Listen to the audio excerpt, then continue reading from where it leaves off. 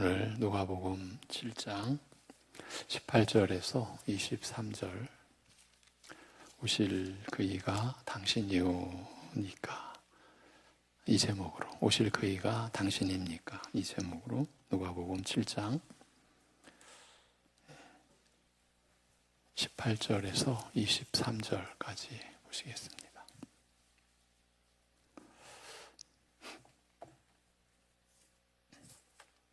요한의 제자들이 이 모든 일을 그에게 알리니 요한이 그 제자 중 둘을 불러 주께 보내어 이르되 오실 그이가 당신이오니까 우리가 다른 일을 기다리오리까 하라 하매 그들이 예수께 나아가 이르되 세례 요한이 우리를 보내어 당신께 여쭈어 보라고 하기를 오실 그이가 당신이오니까 우리가 다른 일을 기다리오리까 하더이다 하니 마침 그때에 예수께서 질병과 고통과 및 악귀 들린 자를 많이 고치시며 또 많은 맹인을 보게 하신지라. 22, 23절 같이 읽습니다. 예수께서 대답하여 이르시되 너희가 가서 보고 들은 것을 요한에게 알리되 맹인이 보며 못 걷는 사람이 걸으며 나병 환자가 깨끗함을 받으며 귀먹은 사람이 들으며 죽은 자가 살아나며 가난한 자에게 복음이 전파된다 하라. 누구든지 나로 말미암아 실족하지 아니하는 자는 복이 있도다 하시니라. 아멘. 네, 오늘 말씀을 보면 중병에 걸린 백부장의 종을 낫게 하신 일과 죽어 장사하러 가는 과부의 아들을 살리신 일 등 우리가 지난 시간 보았던 내용이죠. 그런 일을 예수님께서 행하신 그 모든 일들을 세례 요한의 제자들이 세례 요한에게 고하였다, 전해드렸다는 말씀으로 시작하고 있습니다. 제자들이 전하는 말을 듣고 난 요한은 제자 중 두 사람을 불러 예수님께로 보내어 이제 묻게 하되 오실 그이가 당신입니까? 아니면 우리가 다른 사람을 기다려야 합니까? 그러니까 오실 메시아가 당신입니까? 그 질문인 거죠. 우리가 다른 사람을 메시아로 기다려야 합니까? 이렇게 여쭈라 하였습니다. 세례 요한은 아마 이때는 이미 감옥에 갇혀 있을 때였을 것인데 그는 감옥에 갇혀 있으면서도 자신이 메시아이시라고 증거하였던 예수님에 대해 깊은 관심을 가지고 그가 가르치시며 행하시는 일들에 대하여 제자들을 통해서 듣고 있었던 듯 합니다. 어떻게 보면 요한의 생애는 오직 이분이 메시아이심을 증거하기 위해 살아온 것인 만큼 여러분 이런 인생 오직 이 목적으로 살아온 건 아닙니까? 그의 생애는 오직 이분이 메시아이심을 증거하기 위해 살아온 거예요. 그런 만큼 또한 이제 그가 일할 시대가 끝나고 언제 죽을지 모르는 상황이었기 때문에 더 큰 관심을 가지고 예수님에 대하여 일일이 확인하고자 하였던 것 같습니다. 제자들이 예수님의 행적에 대하여 전하는 모든 말을 듣고서 요한은 제자 둘을 보내어 예수님께서 자신의 입으로 직접 확인하시는 말씀을 듣고자 하였습니다. 얼마나 간절하고 절박했겠습니까? 분명히 하나님의 그 뜻으로 요한은 자신의 생애가 오직 그분을 증거하기 위한 그러한 그 삶인 줄, 인생인 줄 알고 있는 그에게 과연 당신이 메시아입니까? 이것을 확인하는 이 일이 얼마나 참 간절했겠습니까? 그래서 예수님께서 그 자신의 입으로 직접 확인하시는 말씀을 듣고자 한 것입니다. 세례 요한은 일생을 이 단 한 가지의 목적을 위해, 즉 그리스도께서 하나님의 메시아이심을 증거하기 위해 살아온 만큼 이제 죽음을 앞두고 자신의 증거가 진실된 증거였음을 새삼 확인함으로써 그의 생애가 무의미하지 않았음을 확인하려 하였는지도 모릅니다. 내 생애가 무의미하지 않았다. 여러분, 우리 신자들, 내 생애가 여러분 무의미하지 않았다. 이러한 인생이 우리 모두가 되기를 기원을 드립니다. 만약에 무의미한 것으로 끝나면 어떡합니까?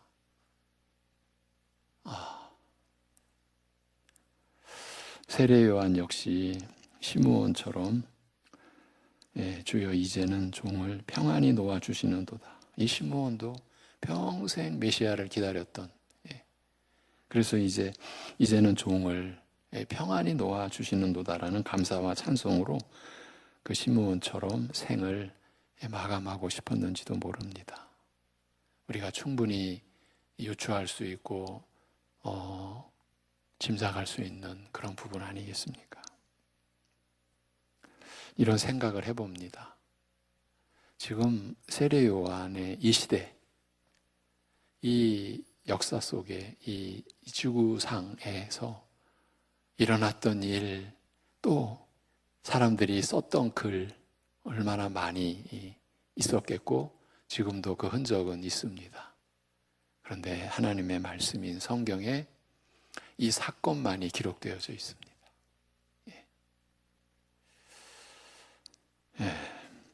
그래서 요한의 제자들이 예수님께 와서 그 선생의 말을 전하였습니다.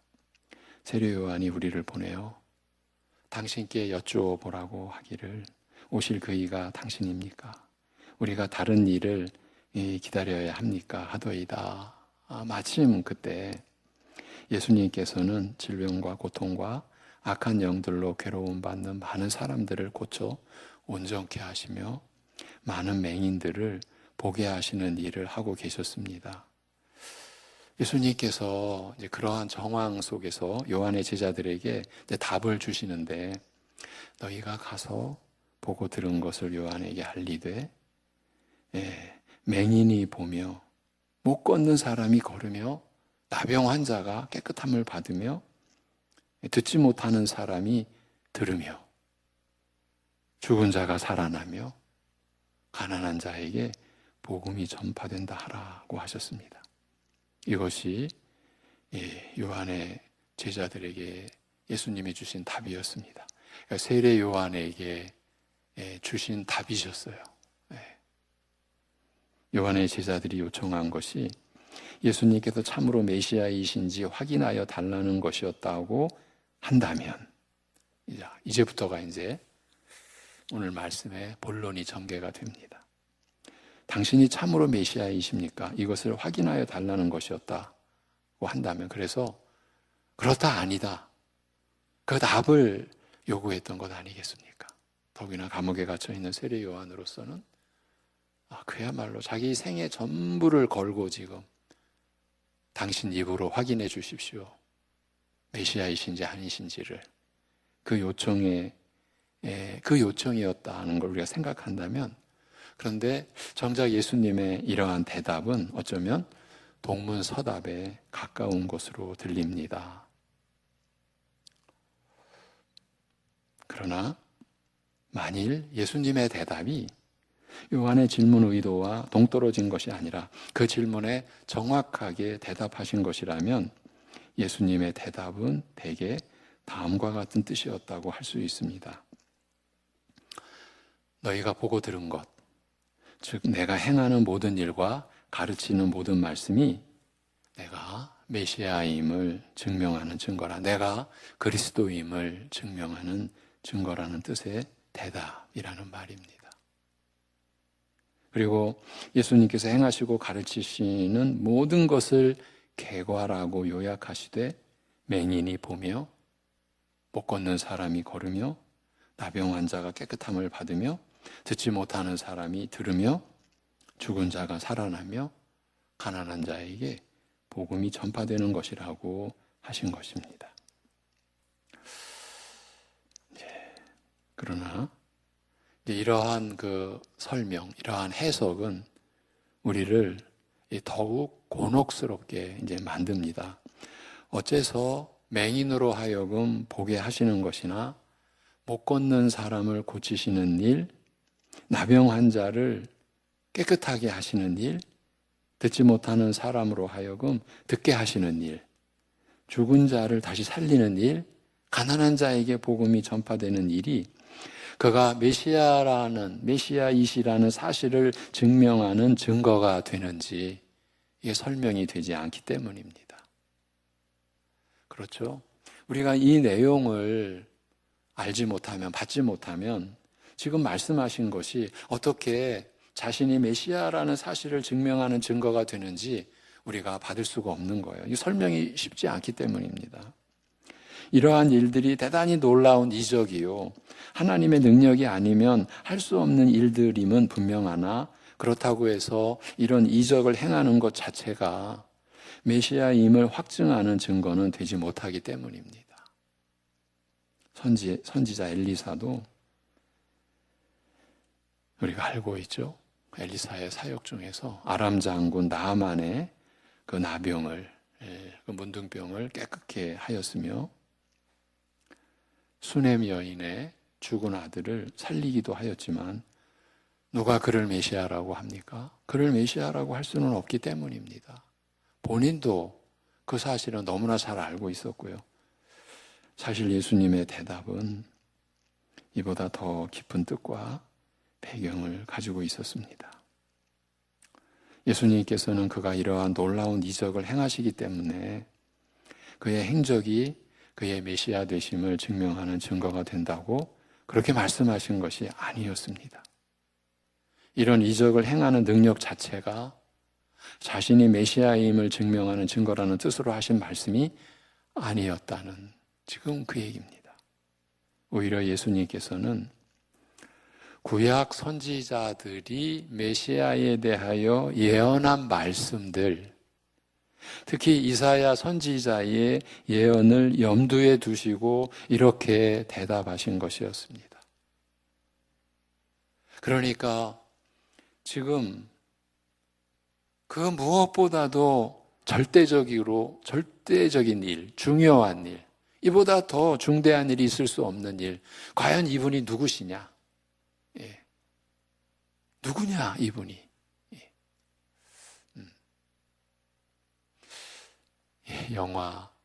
영화에 보면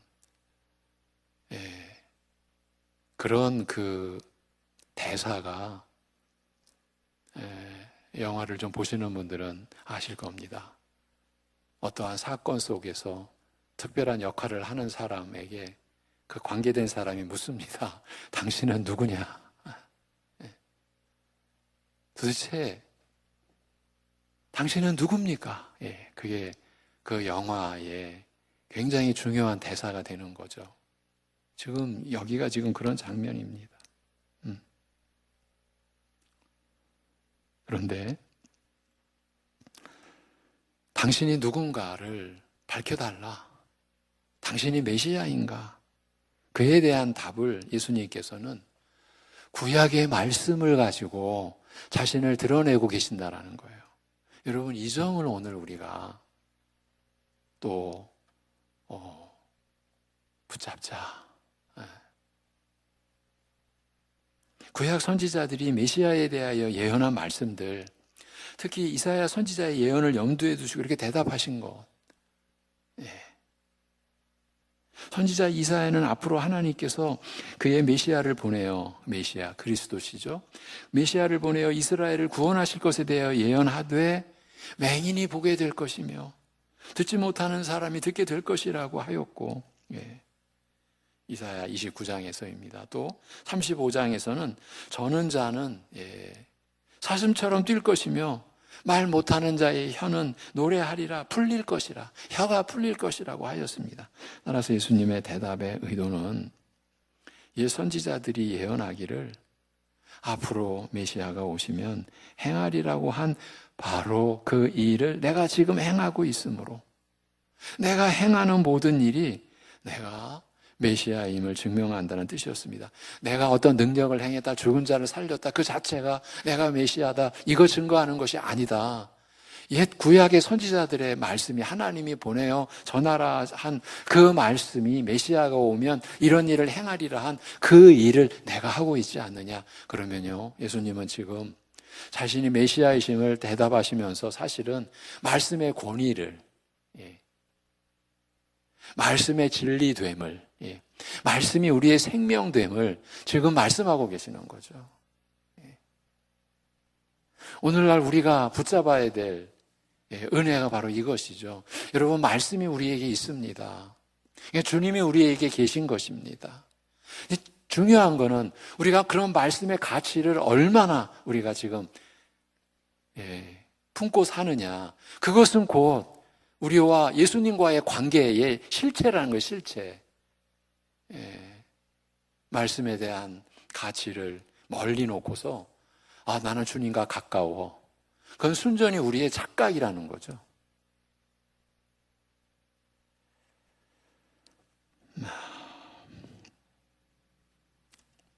다시 말씀을 드리면 메시아에 대해 예언한 옛 선지자들의 예언이 지금 그에게서 이루어지고 있다는 사실이 바로 그가 메시아이심을 확증하는 증거라고 하신 것입니다. 내가 행하는 모든 일을 보라.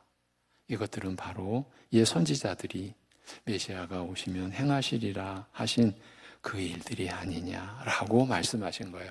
이 얘기를 너희 선생 세례 요한에게 그대로 전해라. 보고 들은 거를 그대로 전해라. 그것은 세례 요한이 이런 구약의 선지자들의 그 기록한 말씀을 이미 알고 있다라는 전제하에서 지금 이렇게 답을 하신 것이죠.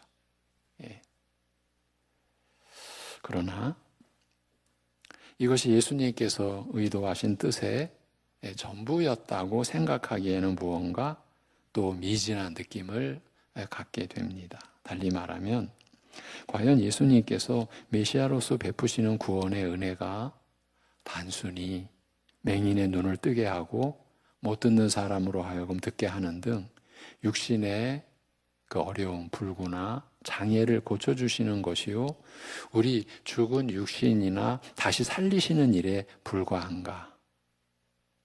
라는 의문을 또 가질 수밖에 없는 것이고, 이러한 관점에서 뭔가 미진한 느낌을 갖게 된다라는 거예요. 그리고 이러한 의문의 근거를 우리는 이사야의 예언 자체에서 발견할 수 있습니다.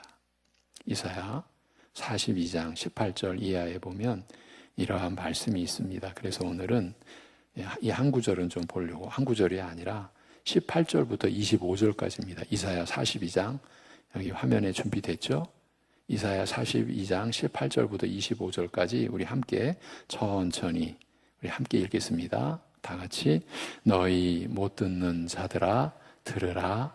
너희 맹인들아 밝히 보라. 맹인이 누구냐? 내 종이 아니냐? 누가 내가 보내는 내 사자같이 못 듣는 자겠느냐? 누가 내게 충성된 자같이 맹인이겠느냐? 누가 여호와의 종같이 맹인이겠느냐? 내가 많은 것을 볼지라도 유의하지 아니하며 귀가 열려 있을지라도 듣지 아니하는도다. 여호와께서 그의 의로 말미암아 기쁨으로 교훈을 크게 하며 존귀하게 하려 하셨으나 이 백성이 도둑 맞으며 탈취를 당하며 다 굴 속에 잡히며 옥에 갇히도다. 노략을 당하되 구할 자가 없고 탈취를 당하되 되돌려 주라 말할 자가 없도다.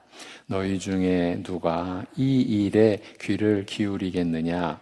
누가 뒤에 올 일을 삼가 듣겠느냐? 야곱이 탈취를 당하게 하신 자가 누구냐? 이스라엘을 약탈자들에게 넘기신 자가 누구냐? 여호와가 아니시냐? 우리가 그에게 범죄하였도다. 그들이 그의 길로 다니기를 원하지 아니하며 그의 교훈을 순종하지 아니하였도다.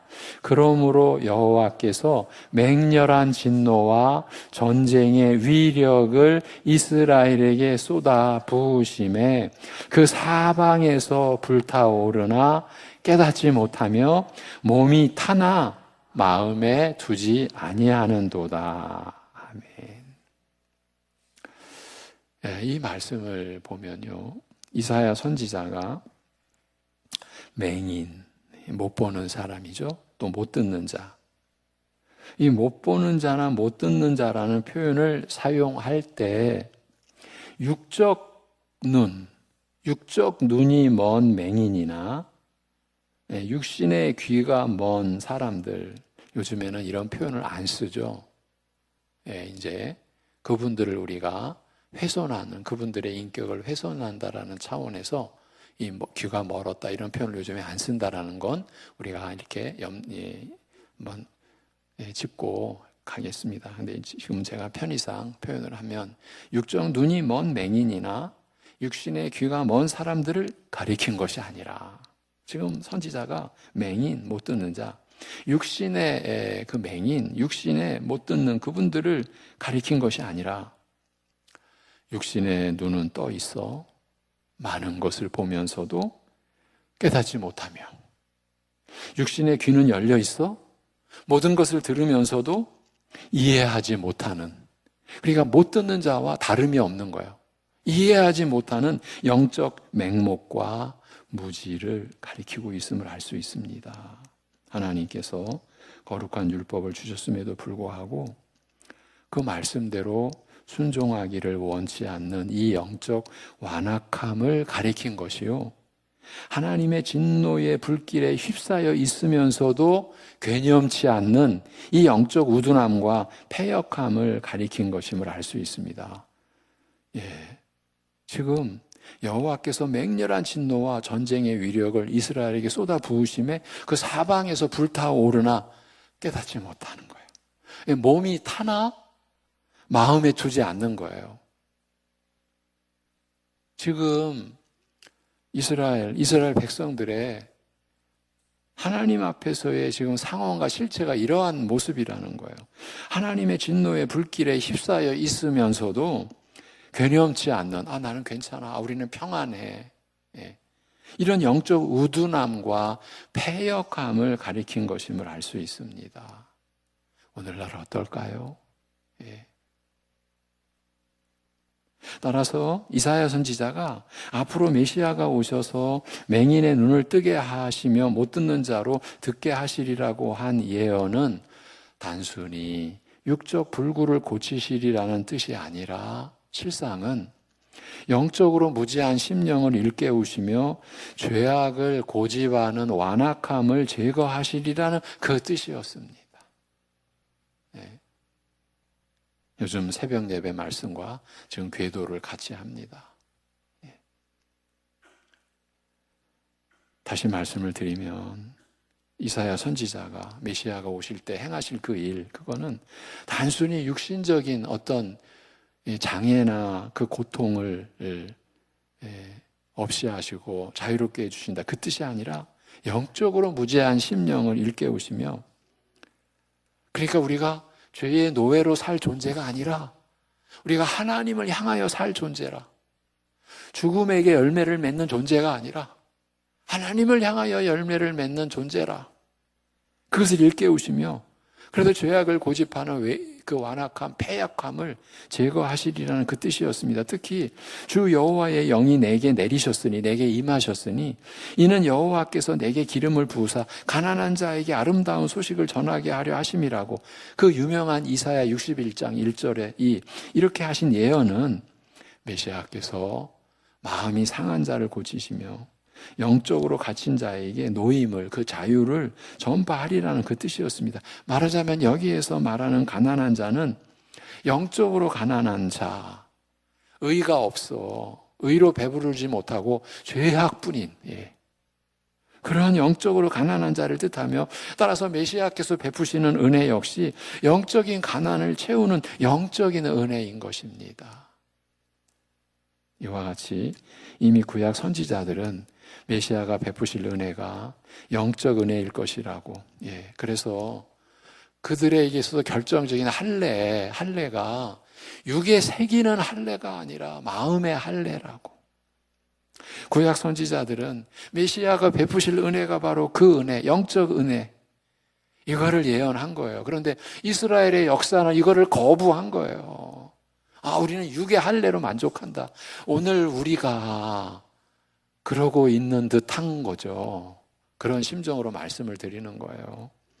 구약 선지자들, 수천 년 전 선지자들, 메시아가 베푸실 은혜가 영적 은혜일 것이라고 예언하고 있는데 반해 실제로 당시에 예수님께서 행하시던 일은 겉보기에 육적인 불구, 즉 맹인, 그리고 듣지 못하는 이런 자들을 고치는 것에 지나지 않았다. 지금 이제 그 구약 선지자들의 그 예언의 관점에서 볼 때는 지금 예수님께서 행하시는 일은 다 육적인 일 아닌가? 육적인 어떤 그 역사에 지나지 않은 일이 아닌가? 지금 이 얘기인 겁니다. 따라서 예수님께서는 왜 육적인 치유를 두고 영적 은혜에 대하여 예언한 선지자의 예언의 실현이라고 하셨는지, 그 의도에 대하여 자연히 묻지 않을 수 없게 되는 겁니다. 다시 말씀을 드리면, 분명히 구약의 선지자들의 그 예언은 육적인 차원이 아니었습니다. 그런데 예수님께서 지금 왜 육적인 치유를 두고, 지금 그 세례요한의 제자들 앞에서도 온갖 질병을 고치시고 역사하고 계시지 않습니까? 그 왜 육적인 치유를 두고 영적 은혜에 대하여 예언한 선지자의 예언의 실현, 그 성취라고 하셨는지, 그 의도에 대하여 우리가 묻지 않을 수 없다라는 말입니다. 왜냐하면 그 속에는 맹인, 못 듣는 자, 못 걷는 자 등 육적인 질병을 고치시는 그의 행적에서 메시아가 베푸시는 영적 은혜의 증거를 찾아내라는 요구가 함축되어 있었기 때문입니다. 달리 말하면 예수님께서는 겉보기에 육적인 치유에 불과한 그의 행적이 옛 선지자의 예언을 성취하는 것이라 말씀하심으로써 지금 예수님께서 행하시는 일들에는 더 깊은 의미가 있음을 알리고자 하셨다는 말씀입니다. 내가 지금 육적 불구와 질병을 고치고 있으나 이것이 내가 행하는 일의 의미를 다 말해주는 것은 아니라는 뜻이었습니다. 지금 눈에 보이는 그 일이 전부가 아니라, 내가 행하는 일의 의미를 다 말해주는 것은 아니라 그 뜻이었습니다. 이런 일들은 메시아가 오시면 하시리라 예언한 일들, 이스라엘의 영적 무지와 그 패역하고 완악함을 제거하여 그 영혼을 고치시는 일들을 가리키는 표적으로 행하시는 것이라고 밝히신 것이에요. 누가복음을 24장 끝장까지 다 우리가 보고 나서 몇 곳을 지금 이렇게 여러분과 나누는 목적이 바로 여기에 있어요. 이 내용을 다른 여러 본문을 통해서, 예수님의 행적은 표적이다. 그러니까 예수님의 모든 그 표적은 이정표예요. 이정표. 그 이정표는 목적지를 가리키는 거예요. 그런데 우리는 목적지에 가려고 하지 않고 이정표 앞에 앉아가지고 우리 다 왔다, 우리 끝났다 이러고 있다. 아주 단순하게 병 고치는 역사가 일어나는 교회에 사람들이 몰려갑니다. 오늘날도 마찬가지입니다. 그럼 사단이 무엇을 가지고 교회를 어지럽히겠습니까? 여러분 스스로 답해 보십시오. 예. 예. 그래서 우리 교단에 있었던 일입니다. 예. 저 충청도 지방에 농촌 교회입니다. 그 교회에서 이 신유의 역사가 일어나기 시작했고 소문이 일어나기 시작을 했습니다. 몰리기 시작했습니다. 결국 우리 교단이 어떻게 조치를 취했느냐? 면직을 시켰습니다. 여러분, 면직이라는 것은 목사의 직분을 회수한 거예요. 그러면 이 시대는 어떻습니까? 교단이 한 곳입니까? 그러니까 다른 교단 가가지고 얼마든지 행세를 합니다. 예. 예. 제 가족이 다니는 저 성남에, 제가 지금 이렇게 표현한 거 뭘 뜻하는 거 알죠? 그런 교회에 하루의 집회를 그분이 담당합니다. 예. 제가 코로나 직전에 아마 처음이자 마지막일 텐데 선교지 대회에 제가 강사로 우리 교단 본부에서 제가 파송도 되고 우리 교회에서 파송을 받아 갔습니다. 제가 간 목적이 바로 그 우리 교단에서 면직된 그분이 계속 사역을 하면서 선교 지역에 가서도 계속 사역을 하는데 하필이면 다른 선교 본부는 다 연락을 했습니다. 합신 교단에서 면직된 분이 가서 일을 하니까 무슨 집회를 하니까 참가하지 말라, 조심하라. 그런데 안타깝게도 우리 교단은 그 연락을 못한 거예요. 그래서 우리 교단 선교사 사모님도 다 가가지고 결과적으로 은혜를 받아버렸네? 그러면 그 은혜가 뭐라는 겁니까? 사실은 그 일을 제가 좀 섬기러 정리를 하러 간 거예요. 성령의 역사의 본질이 무엇인가? 오늘날 교회가 그러한 어지러움 속에 얼마나 고통을 당했고 혼란을 겪어왔는지 여기 어르신 성도님들은 다 아실 것입니다. 앞으로도 요원합니다. 그 문제를 다 우리가 헤쳐나간다라는 게. 그 근본 우리의 원인 중에 하나가 말씀에 대한 무지, 특히 복음서에 대한 무지. 예수님이 병 고쳤다. 우리도 병 고쳐야 된다. 병 고치는 목회자가 능력의 종이다. 너무 간단하게 이런 논리가 성립이 돼버리잖아요. 그거를 누가 거스르지도 못해요. 반박도 못해요. 그러면서 이제 뭔가 문제를 제기하면 하지도 못하는 것들이 또 이 한마디로 끝나버려요. 야, 니들은 고치냐? 니들은 뭐 귀신 쫓냐? 이걸로 끝납니다. 우리 아이들 말로 게임이 안 됩니다. 그러나 여러분, 우리에게는 말씀이 있습니다. 지금 예수님께서 행하시고 가르치신 말씀이 이제 우리식으로 말하면 이미 수천 년을 다 내다보신 그런 기록이라고 해도 됩니다. 우리는 그렇게 이해할 수 있는 거예요. 지금 이런 일들, 메시아가 오시면 하시리라 예언한 일들, 곧 육적인 불구와 질병, 죽은 자까지도 살리시는 그러한 일들, 이것은 이스라엘의 영적 무지와 완악함을 제거하여 그 영혼을 고치시는 일들을 가리키는 표적으로 행하신 것이라 이걸 밝히신 것이에요.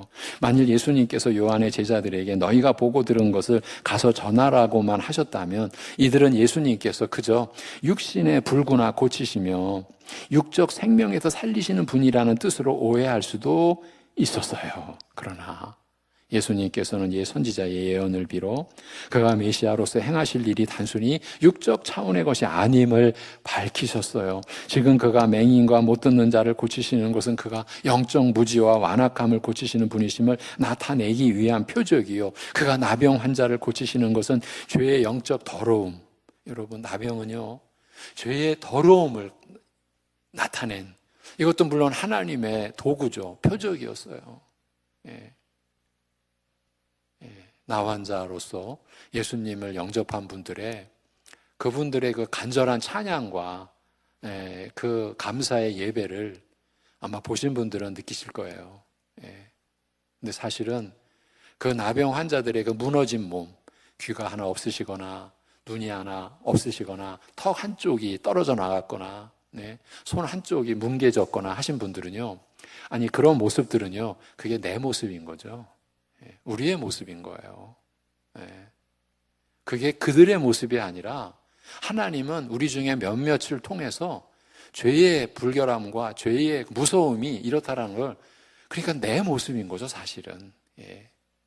그런데 그렇게 나병 환자를 고치시는 것은 죄의 영적 더러움을 정결케 하심을 나타내기 위하며, 죽은 자의 육신을 살리신 것은 무엇보다 우리의 죽은 영혼을 살리시고 마지막 날에는 썩지 아니하는 몸으로 부활케 하실 것을 나타내기 위하여 표적으로 행하신 것이었어요.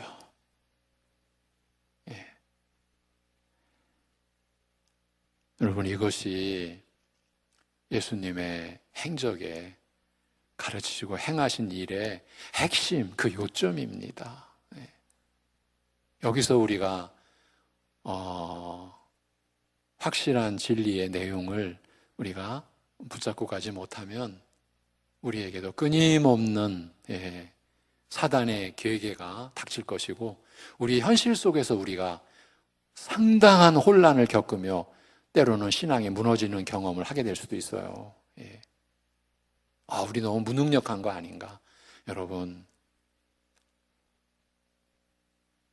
한 신자가 말씀을 붙들고 그 말씀을 성령께서 풀어주시는 그 내용을 믿음으로 받고 그 말씀으로 살려고 하는, 거기에 영원한 하나님 나라의 작정이 그 한 신자를 통해, 한 가정을 통해, 한 교회를 통해 이루어져 가는 것이 하나님 나라를 건설해 가시는 하나님의 영원한 작정과 섭리입니다. 절대로 하나님 나라는 이 땅에서 무슨 운동, 무슨 거대한 무슨 대세, 여러분 착각하시면 안 됩니다. 한 신자가 그래서 너무너무 중요한 거예요. 한 가정, 우리 가정이 말씀으로 세워져 가자. 한 교회가, 그래서 이때는요, 교회의 규모가 전혀 기준이 안 됩니다. 큰 교회가 그렇게, 지금 저 태평양 건너에 무너져가는 교회 속에서 굉장히 규모 있는 교회들 중에서도, 물론 안타깝지만 많지는 않겠지만 큰 교회 중에서도 말씀으로 너무나 견고하게 세워져가는 교회가 있고요. 또 이름 없는 너무 작은 교회니까 그런 교회들도 있고요. 우리나라도 마찬가지입니다. 우리 송내중앙교회도 그러한 교회 속에 포함되는 교회여야만 됩니다. 여러분, 정말 그렇지 않으면요, 제가 지난주 말씀드린 대로 부끄러움을 당할 수 있는 마지막 날에, 우리의 성적표는 마지막 날에 나온다고 그랬잖아요. 우리의 신자의 올림픽은요, 몇 년, 몇십 년이 아니에요. 우리 평생이에요. 우리의 육신의 호흡이 멈추는 그때 성적표가 나오는 거예요. 근데 우리가 그러한 그 길을 어떻게 갈 수 있어요? 갈 수 있는 길이 우리의 말씀이 있기 때문에, 그리고 성령이 우리 안에 임하셨기 때문에 우리가 그 길을 갈 수가 있는 거죠. 지금 그 얘기를 또 여러분과 확인하기 위하여 오늘 본문을 본 거예요. 세례 요한은 하나님께서 예 선지자들을 통하여 예언하신 메시아가 어떤 분이시며 어떤 일을 하실 것인지에 대하여 잘 알고 있었을 것입니다. 그는 계시를 통하여 하나님께서 메시아이시라는 단순한 사실만을 알았다기보다 하나님께서 메시아를 보내신 이유와 목적을 깊이 이해하고 있었을 것입니다. 이 아이여, 내가 지극히 높으신 이의 선지자라 일컬음을 받고 주 앞에, 이 아이여, 내가 지극히 높으신 이의 선지자라 일컬음을 받고 주 앞에 앞서가서 그 길을 예비하여 주의 백성에게 그 죄사함으로 말미암는 구원을 알게 하리니 이는 우리 하나님의 긍휼을 인함이라고 예언한 부친 사가랴의 말을 기억하고 있는 요한은 그가 증거할 메시아에게서 단순히 육적인 고통과 불구나 질병을 고치시는 것을 기대하지는 않았을 것입니다. 아담 이래로 죄와 죽음의 저주 아래에서 고통당하는 이스라엘과 모든 사람을 이 영적 저주의 얽매임에서 자유케 하실 것을 바라고 기다렸을 것입니다. 그래서 그는 하나님의 계시로 메시아라고 온 이스라엘 앞에 소개하고 증거한 예수님에게서 이 은혜의 일이 이루어지기를 간절히 기다렸을 것입니다. 그러나 죽음을 앞둔, 이제 세례 요한의 입장에서 죽음을 앞둔 시점에 이르기까지 예수님께서 행하시는 일에는 특별한 것이 없었습니다. 그가 기대한 만큼의 놀라운 구원, 궁극적인 구원의 은혜는 발견하기 어려웠습니다. 그래서 그는 마지막으로 제자들을 보내요. 다시 한번 사실을 확인하고자 했던 것입니다. 참으로 오실 그 이가 당신입니까? 우리가 다른 일을 기다려야 합니까? 예수님께서는 이 질문에 대답하셨습니다.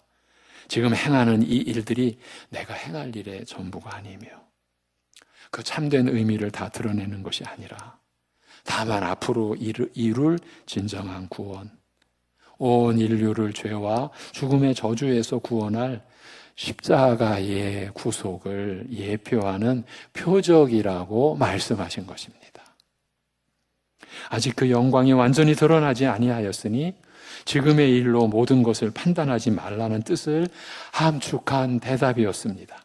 이러한 뜻으로 말씀하시되 나로 말미암아 실족하지 아니하는 자는 복이 있도다. 즉 현재 나타나는 내 사역만으로 성급하게 판단하여 내가 참 메시아라는 사실과 앞으로의 행할 구속의 영광과 권세에 대하여 오해하지 말아야 할 것을 경계하신 말씀이었습니다.